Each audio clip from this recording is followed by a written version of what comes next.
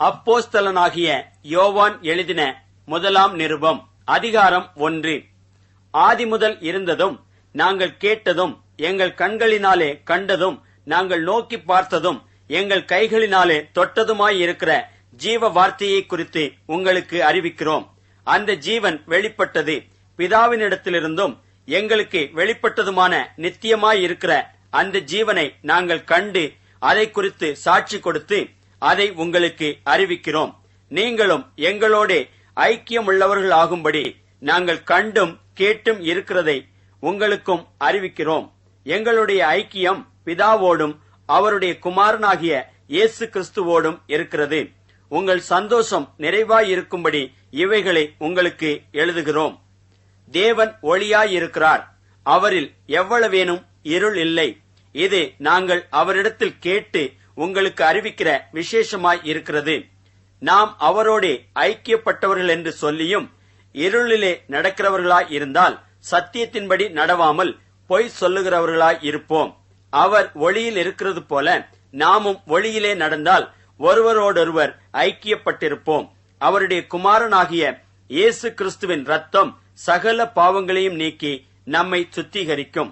நமக்கு பாவமில்லை என்போமானால் நம்மை நாமே வஞ்சிக்கிறவர்களாய் இருப்போம், சத்தியம் நமக்குள் இராது. நம்முடைய பாவங்களை நாம் அறிக்கையிட்டால் பாவங்களை நமக்கு மன்னித்து எல்லா அநியாயத்தையும் நீக்கி நம்மை சுத்திகரிப்பதற்கு அவர் உண்மையும் நீதியும் உள்ளவராய் இருக்கிறார். நாம் பாவம் செய்யவில்லை என்போமானால் நாம் அவரை பொய்யராக்குகிறவர்களாய் இருப்போம், அவருடைய வார்த்தை நமக்குள் இராது. 1 யோவான் அதிகாரம் 2. என் பிள்ளைகளே, நீங்கள் பாவம் செய்யாதபடிக்கு இவைகளை உங்களுக்கு எழுதுகிறேன். ஒருவன் பாவம் செய்வானானால் நீதிபரராயிருக்கிற இயேசு கிறிஸ்து நமக்காக பிதாவினிடத்தில் பரிந்து பேசுகிறவராய் இருக்கிறார். நம்முடைய பாவங்களை நிவர்த்தி செய்கிற கிருபாதார பலி அவரே.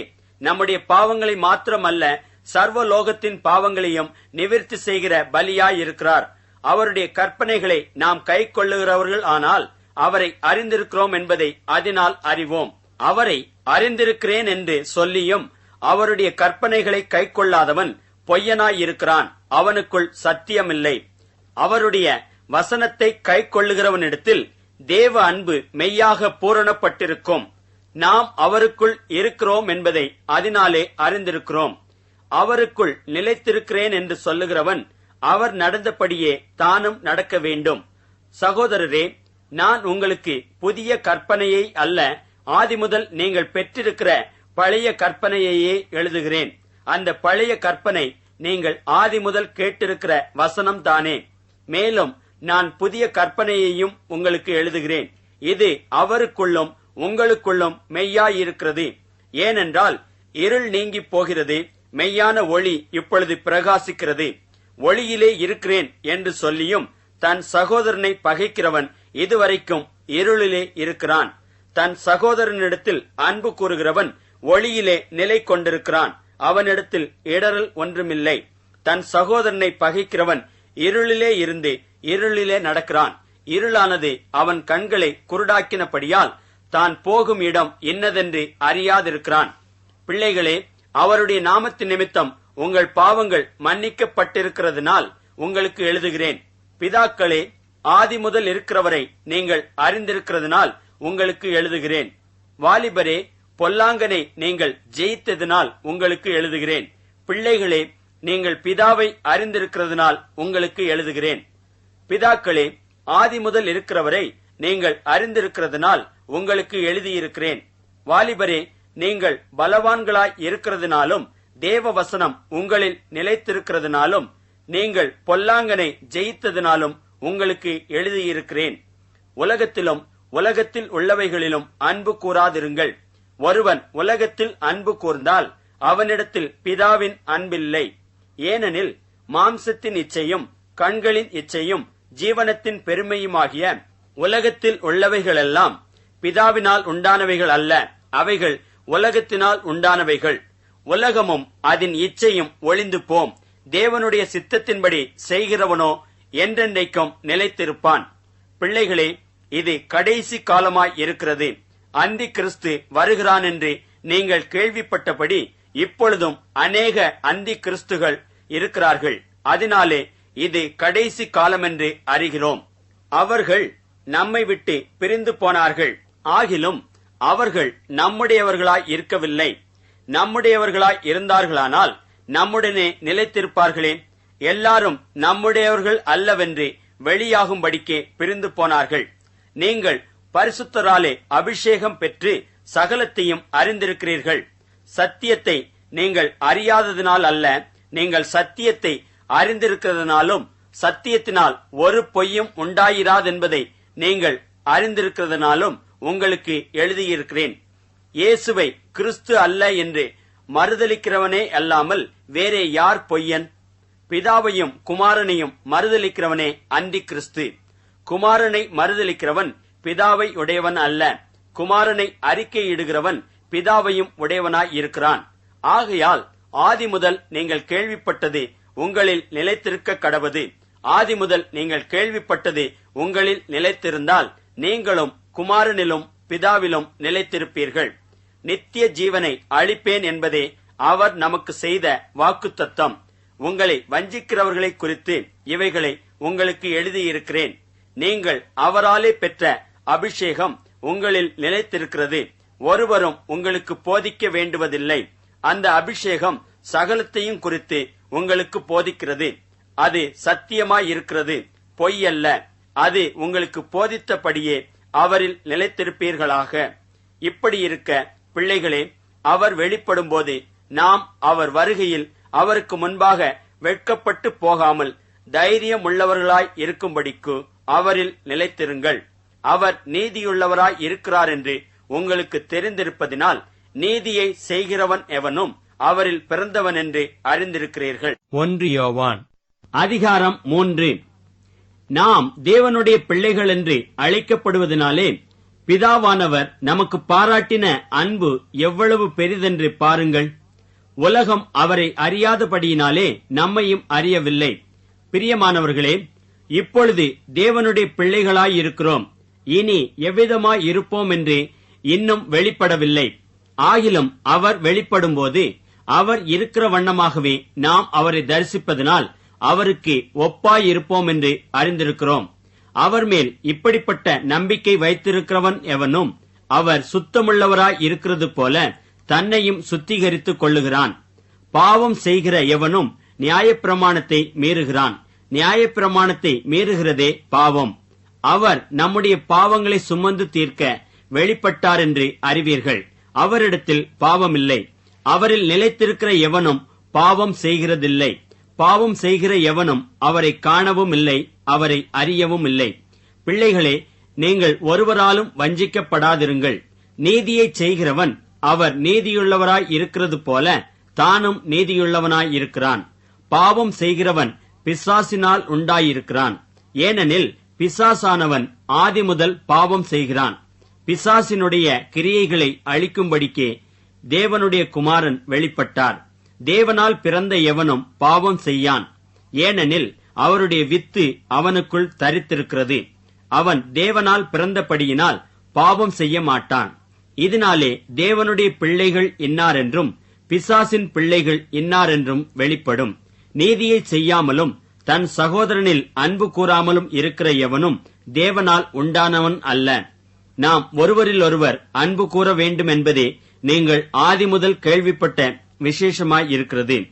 பொல்லாங்கனால் உண்டாயிருந்து தன் சகோதரனை கொலை செய்த காயினைப் போல் இருக்க வேண்டாம். அவன் எதின் நிமித்தம் அவனை கொலை செய்தான்? தன் கிரியைகள் பொல்லாதவைகளும் தன் சகோதரனுடைய கிரியைகள் நீதியுள்ளவைகளுமாய் இருந்ததின் நிமித்தம்தானே. என் சகோதரரே, உலகம் உங்களை பகைத்தால் ஆச்சரியப்படாதிருங்கள். நாம் சகோதரரிடத்தில் அன்பு கூறுகிறபடியால் மரணத்தை விட்டு நீங்கி ஜீவனுக்குட்பட்டிருக்கிறோம் என்று அறிந்திருக்கிறோம். சகோதரனிடத்தில் அன்பு கூறாதவன் மரணத்திலே நிலை கொண்டிருக்கிறான். தன் சகோதரனை பகைக்கிற எவனும் மனுஷ கொலைபாதகனாயிருக்கிறான். மனுஷ கொலைபாதகன் எவனோ அவனுக்குள் நித்திய ஜீவன் நிலைத்திராது என்று அறிவீர்கள். அவர் தம்முடைய ஜீவனை நமக்காக கொடுத்ததினாலே அன்பு இன்னதென்று அறிந்திருக்கிறோம். நாமும் சகோதரருக்காக ஜீவனை கொடுக்க கடனாளிகளாய் இருக்கிறோம். ஒருவன் இவ்வுலக ஆஸ்தி உடையவனாயிருந்து தன் சகோதரனுக்கு குறைச்சல் உண்டென்று கண்டு தன் இருதயத்தை அவனுக்கு அடைத்துக் கொண்டால் அவனுக்குள் தேவ அன்பு நிலை கொள்ளுகிறது எப்படி? என் பிள்ளைகளே, வசனத்தினாலும் நாவினாலும் அல்ல, கிரியையினாலும் உண்மையினாலும் அன்பு கூற கடவோம். இதனாலே நாம் நம்மை சத்தியத்திற்குரியவர்கள் என்று அறிந்து நம்முடைய இருதயத்தை அவருக்கு முன்பாக நிச்சயப்படுத்திக் கொள்ளலாம். நம்முடைய இருதயமே நம்மை குற்றவாளிகளாக தீர்க்குமானால் தேவன் நம்முடைய இருதயத்திலும் பெரியவராயிருந்து சகலத்தையும் அறிந்திருக்கிறார். பிரியமானவர்களே, நம்முடைய இருதயம் நம்மை குற்றவாளிகள் என்று தீர்க்காதிருந்தால் நாம் தேவனிடத்தில் தைரியம் கொண்டிருந்து அவருடைய கற்பனைகளை நாம் கைக்கொண்டு அவருக்கு முன்பாக பிரியமானவைகளை செய்கிறபடியினால் நாம் வேண்டிக் கொள்ளுகிறது எதுவோ அதை அவராலே பெற்றுக் கொள்ளுகிறோம். நாம் அவருடைய குமாரனாகிய இயேசு கிறிஸ்துவின் நாமத்தின் மேல் விசுவாசமாயிருந்து அவர் நமக்கு கட்டளையிட்டபடி ஒருவரில் ஒருவர் அன்பாயிருக்க வேண்டுமென்பதே அவருடைய கற்பனையாயிருக்கிறது. அவருடைய கட்டளைகளை கைக்கொள்ளுகிறவன் அவரில் நிலைத்திருக்கிறான், அவரும் அவனில் நிலைத்திருக்கிறார். அவர் நம்மில் நிலைத்திருக்கிறதை அவர் நமக்கு தந்தருளின ஆவியினாலே அறிந்திருக்கிறோம். 1 யோவான் அதிகாரம் 4.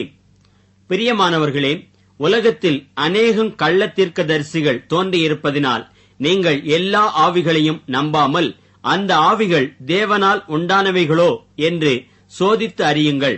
தேவ ஆவியை நீங்கள் எதினாலே அறியலாம் என்றால், மாம்சத்தில் வந்த இயேசு கிறிஸ்துவை அறிக்கை பண்ணுகிற எந்த ஆவியும் தேவனால் உண்டாயிருக்கிறது.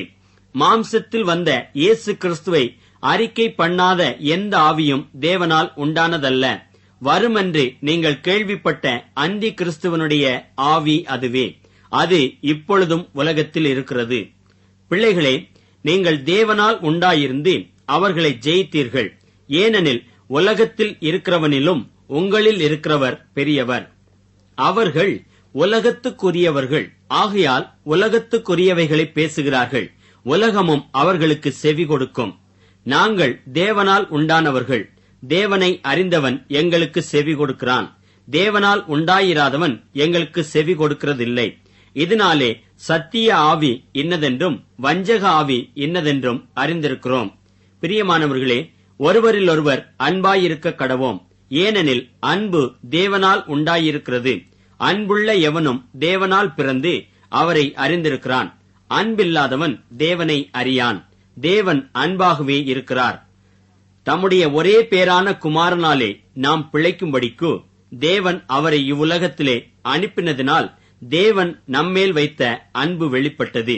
நாம் தேவனிடத்தில் அன்பு கூர்ந்ததினால் அல்ல, அவர் நம்மிடத்தில் அன்பு கூர்ந்து நம்முடைய பாவங்களை நிவர்த்தி செய்கிற கிருபாதார பலியாக தம்முடைய குமாரனை அனுப்பினதினாலே அன்பு உண்டாயிருக்கிறது. பிரியமானவர்களே, தேவன் இவ்விதமாய் நம்மிடத்தில் அன்பு கூர்ந்திருக்க நாமும் ஒருவரிடத்தில் ஒருவர் அன்பு கூற கடனாளிகளாய் இருக்கிறோம். தேவனை ஒருவரும் ஒருபோதும் கண்டதில்லை. நாம் ஒருவரிடத்தில் ஒருவர் அன்பு கூர்ந்தால் தேவன் நமக்குள் நிலைத்திருக்கிறார். அவருடைய அன்பும் நமக்குள் பூரணப்படும். அவர் தம்முடைய ஆவியில் நமக்கு தந்தருளினதினாலே நாம் அவரிலும் அவர் நம்மிலும் நிலைத்திருக்கிறதை அறிந்திருக்கிறோம். பிதாவானவர் குமாரனை உலக இரட்சகராக அனுப்பினார் என்று நாங்கள் கண்டு சாட்சியிடுகிறோம். இயேசுவானவர் தேவனுடைய குமாரன் என்று அறிக்கை பண்ணுகிறவன் எவனோ அவனில் தேவன் நிலைத்திருக்கிறார், அவனும் தேவனில் நிலைத்திருக்கிறான். தேவன் நம்மேல் வைத்திருக்கிற அன்பை நாம் அறிந்து விசுவாசித்திருக்கிறோம். தேவன் அன்பாகவே இருக்கிறார். அன்பில் நிலைத்திருக்கிறவன் தேவனில் நிலைத்திருக்கிறான், தேவனும் அவனில் நிலைத்திருக்கிறார். நியாய தீர்ப்பு நாளிலே நமக்கு தைரியம் உண்டாயிருக்கத்தக்கதாக அன்பு நம்மிடத்தில் பூரணப்படுகிறது. ஏனென்றால் அவர் இருக்கிற பிரகாரமாக நாமும் இவ்வுலகத்தில் இருக்கிறோம். அன்பிலே பயமில்லை. பூரண அன்பு பயத்தை புறம்பே தள்ளும். பயமானது வேதனையுள்ளது. பயப்படுகிறவன் அன்பில் பூரணப்பட்டவன் அல்ல.